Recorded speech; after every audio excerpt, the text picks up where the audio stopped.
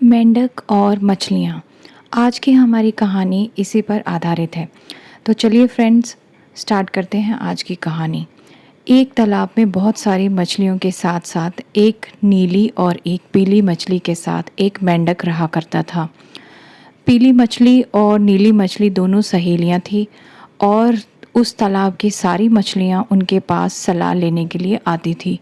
जब भी कोई छोटी मोटी मुसीबत होती तो वो वहाँ आती थी। एक दिन उस जंगल में दो शिकारी वहाँ से गुजर रहे थे और उन्होंने देखा कि इस तालाब में बहुत सारी छोटी छोटी मछलियाँ हैं। तो उनको ये देखकर उनके मन में लालच जागा।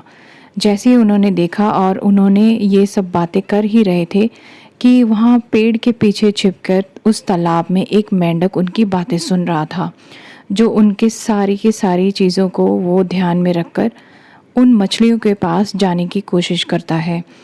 जैसे ही वो उन मछलियों के पास जाता है अपनी तकलीफ़ बताने के लिए कि इस जंगल में अब वो दो शिकारी जो हैं इस तालाब में जितनी मछलियां हैं और जितने जानवर हैं उनको निकाल कर ले जाने की कोशिश में लगे हुए हैं, तो ये सुनकर नीली और पीली मछली उसका मजाक उड़ाते हैं और कहते हैं कि तुम तो थोड़े दिन हुए हैं यहाँ पे आए हो और हम तो सालों से रहते हैं।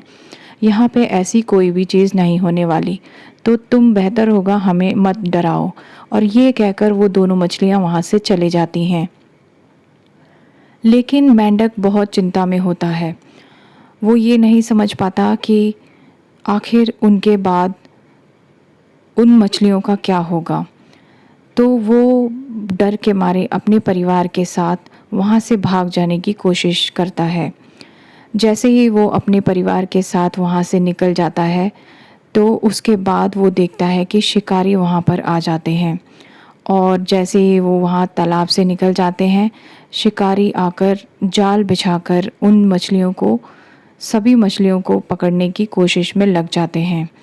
जैसे ही वो पूरे तालाब में जाल फेंकते हैं तो सारी की सारी मछलियाँ उस जाल में फंस कर रह जाती हैं और नीली पीली मछली को बहुत ज़्यादा दुख होता है, क्योंकि उनकी छोटी सी लापरवाही की वजह से उन सारी मछलियों की जान अब चली गई।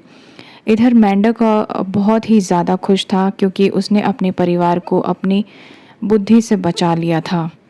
तो चलिए फ्रेंड्स, कैसी लगी आपको आज की कहानी?